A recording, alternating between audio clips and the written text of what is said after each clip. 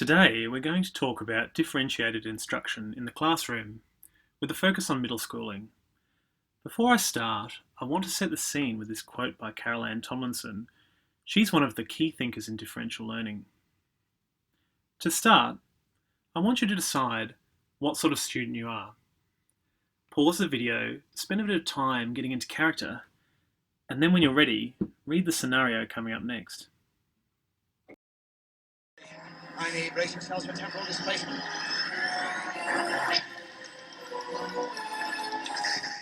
Poof!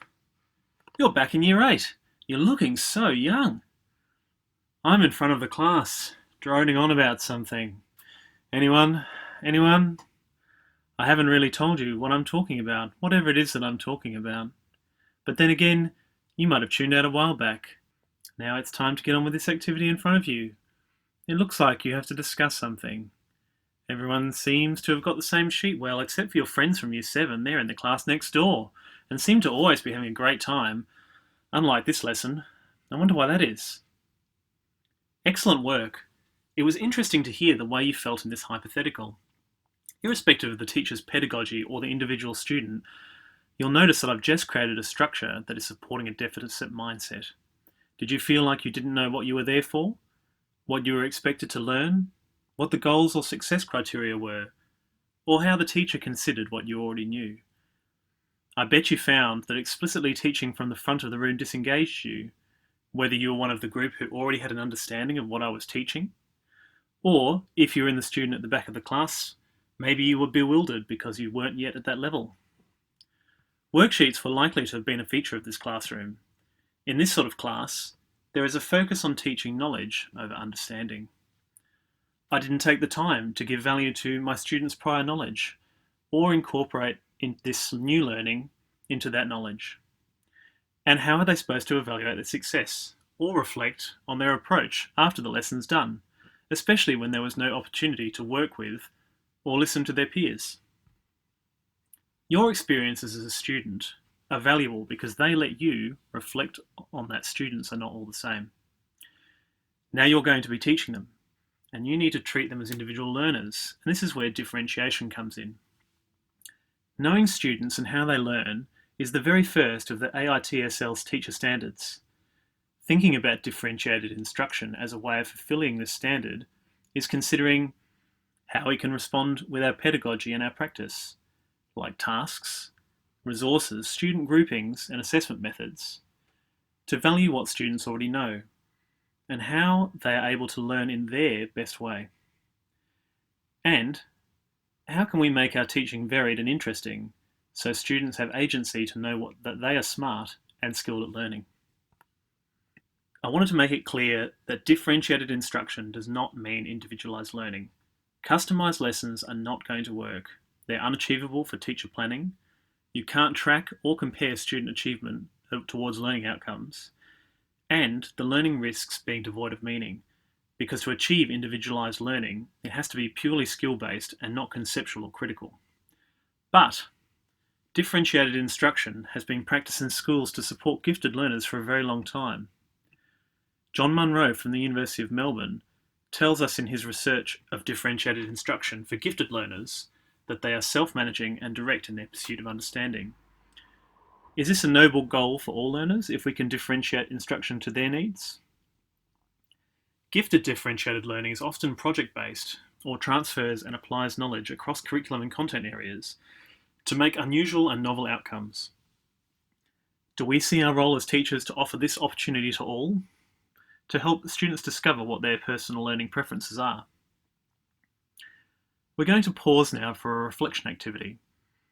In class, I would use a flexible grouping strategy to do this task for about 10 minutes. For those of you playing from home, which is all of you, pause the video and think of an interesting story from your middle year school days that illustrates the point on screen. Thanks everyone. It was clear from your stories that there were some standout teachers who were practicing differentiation in their classrooms, but there were a lot more teaching to the middle. So why does this happen?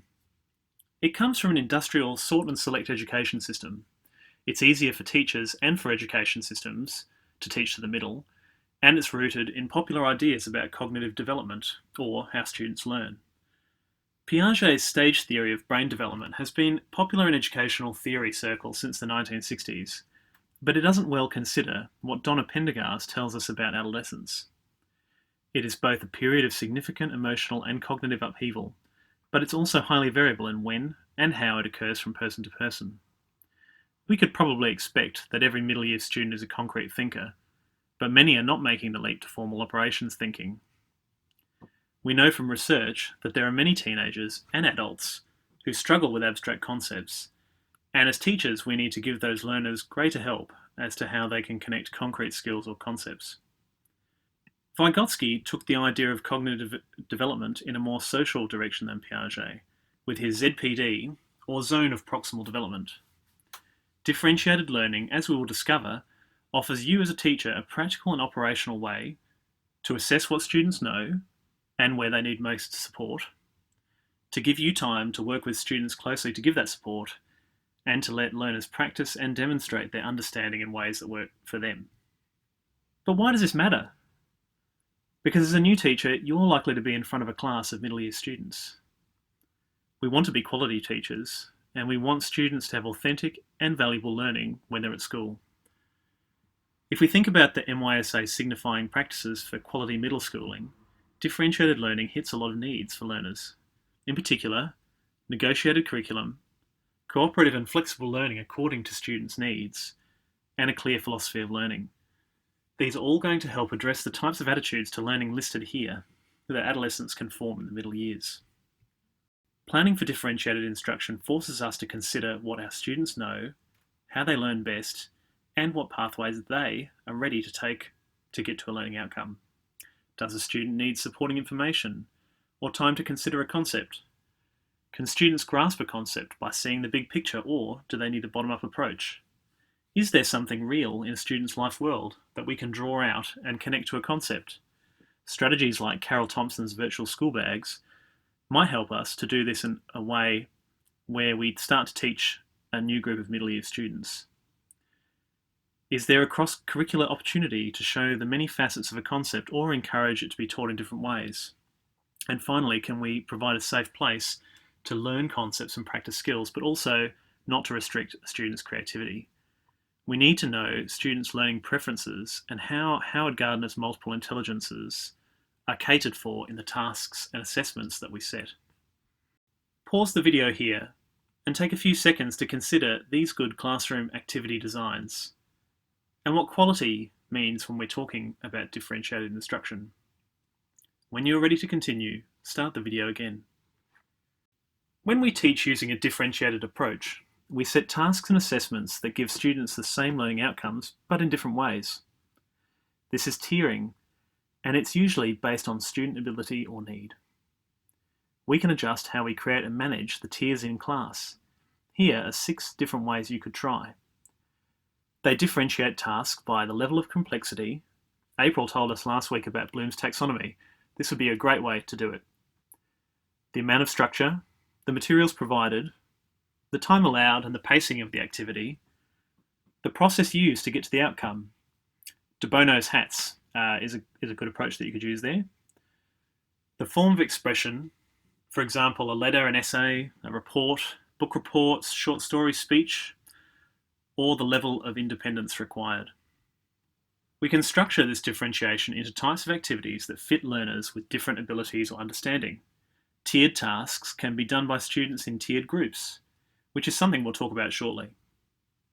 Differentiated instruction is not a new pedagogy, and teachers have come up with many novel ways to tier tasks by student need that are supported by research.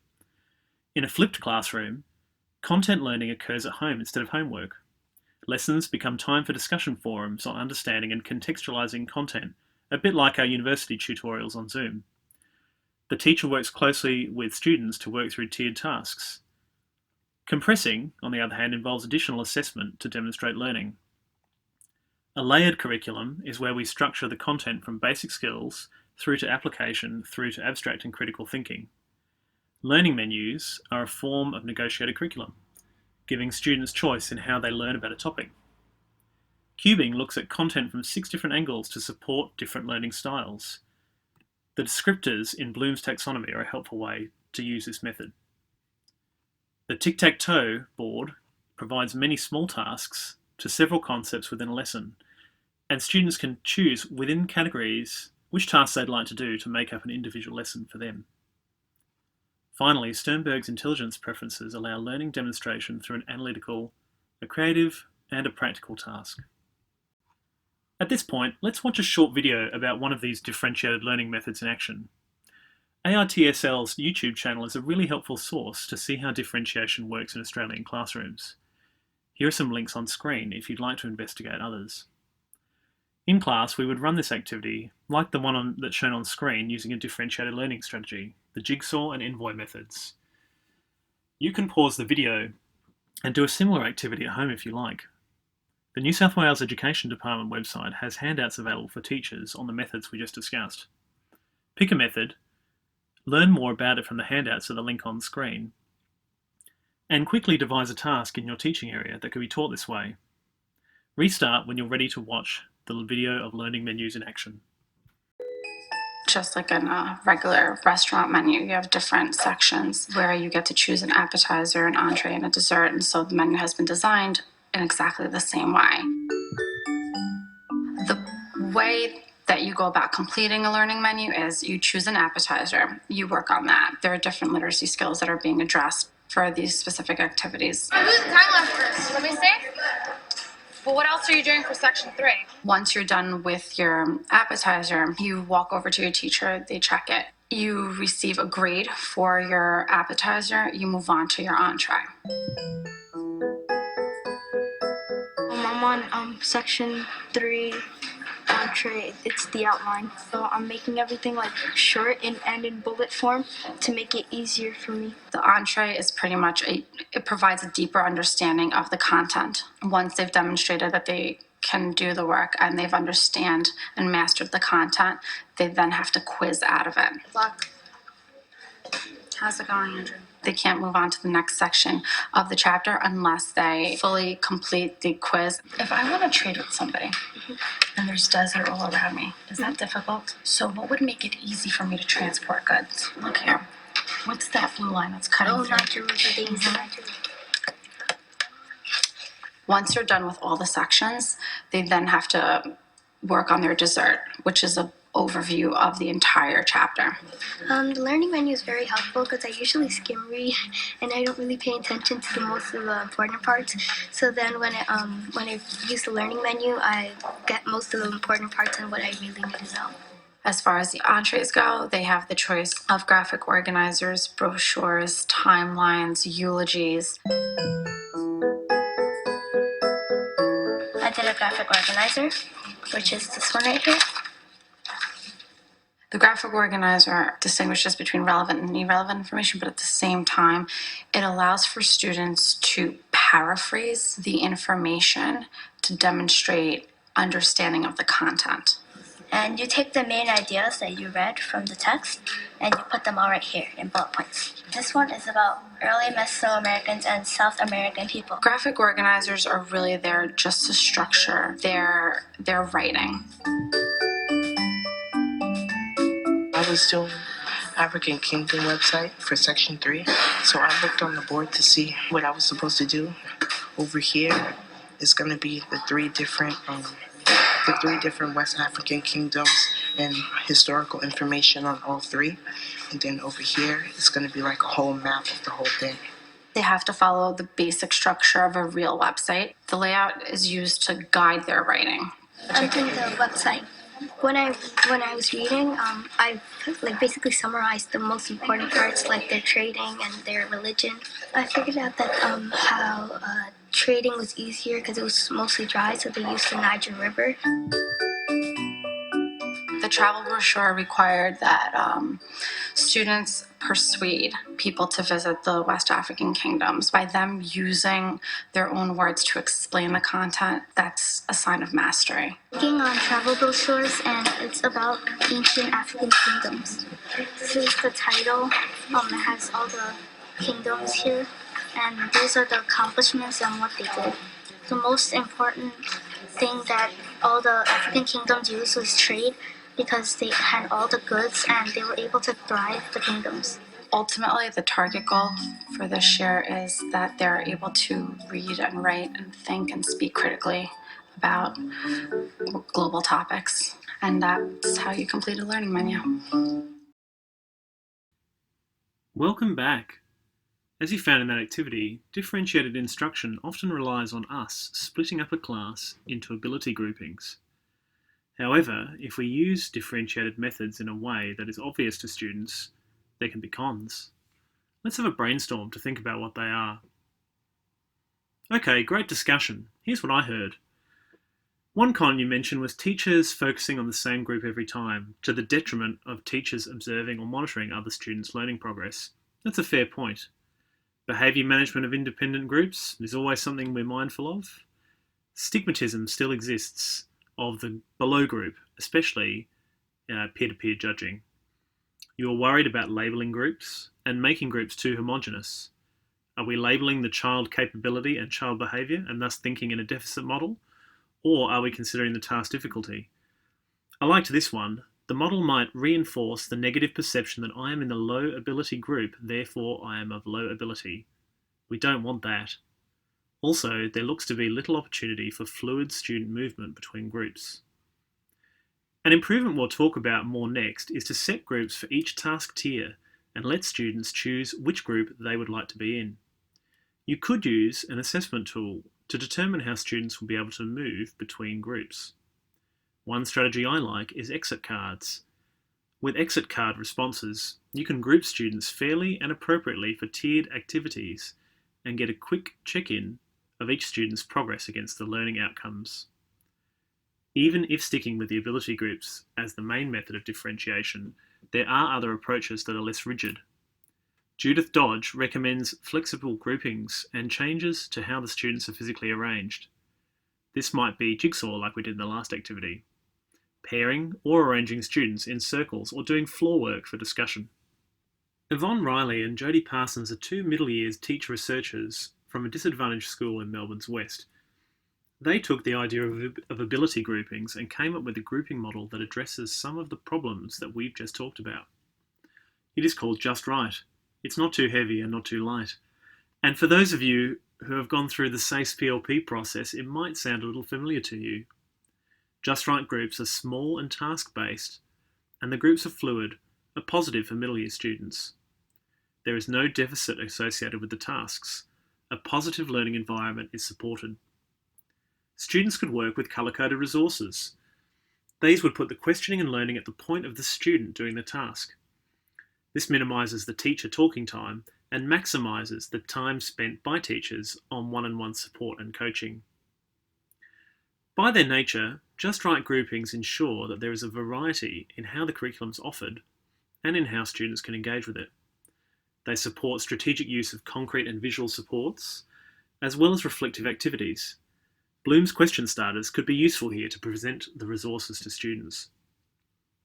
Students get better at choosing tasks appropriate to their capability over time. Riley and Parsons found, when applying this model, that students were more likely to choose hard, not easy tasks to keep up with the smart kids, as it were. Teachers get regular opportunities to check in to see how students are progressing, to allow early intervention. It also supports teachers to give feedback, because the feedback is tied to clear learning goals that have been established by the student. So what does this classroom look like? Quite unlike the Year 8 class you role-played at the start of this lesson. At first impression, it's purposefully noisy, with students interacting and learning from peers and being able to move around to form and reform groups. When we look a little closer, we can see, just like the diagram on the right of the screen, that there is a flow to instruction. The teacher moves through different roles, as you might see in the diagram, from lecturer to coach to facilitator, and sometimes the student becomes a teacher. Teachers and students become learners together. At this point in the lesson, we might break out into two groups to look at some case studies of classes which show this flow in action. I've supplied them along with this lecture. Take a look at them if you've been thinking about how you might imply differentiated instruction when you have your own classroom. Pedagogy is an ingrained and personal thing. Sometimes it can put up a barrier to differentiated learning being effective.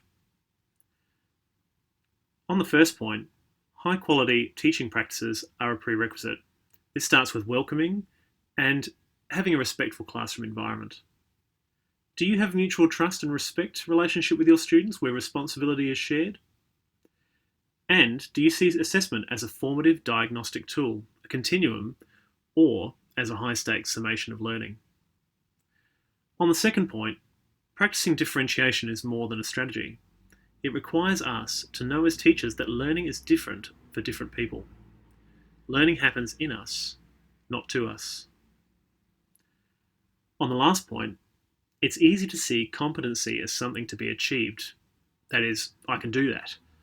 But competency is something that is never really achieved when it comes to differentiated instruction. Students are always changing, and you'll use your professional judgment of how the curriculum can be brought to life to task and group and differentiate in new ways to make their learning more effective. Exit cards, as I mentioned earlier, are a useful way to bring differentiated learning together with formative assessment at the end of a lesson. Did students get the understanding we were aiming for? Are there key concepts that need to be reframed to the whole group? Or do some students require some extra support? As we wrap up this lesson, pause the video here and note your thoughts down in a sentence or two. Play again when you're ready. Thanks everyone for your great reflections on this lesson and what you might do with what you've learned. Here are some of the ways that you thought differentiation might change how you teach the middle years. This point, in particular, was concerning to many of you. Differentiated instruction means more planning, more in-class workload, and loss of control fears. I totally get this. But Tomlinson reports in a survey of teachers using differentiated instruction that behaviour management is significantly reduced because students are very much on task for a task that's negotiated by them and that they have investment in. They're more focused and more productive. It also made those teachers feel like they exerted more leadership in their classroom.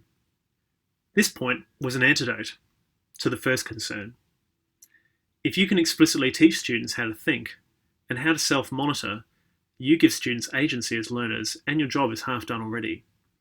This will build a sense of pride in them, in their learning and what they do, and you can further support this by practicing constructive feedback. This last point was about your assessment approach. Tasks in just right groups and places where the classroom flow changes are excellent places to check in and diagnose how students are progressing against the learning outcomes you've set, which should be the same no matter how you've differentiated tasks or groups. We always want the same learning outcomes for every student. And of course, self-monitoring yourself is essential. There is no recipe to improving your practice, but if you see every lesson and every cohort as an opportunity, you build your capability to differentiate tasks and groups better. I'll leave you on this final thought. Knowing your students and how each of them learns best is the first part of the AITSL Teacher Standards. It is putting differentiated instruction into action.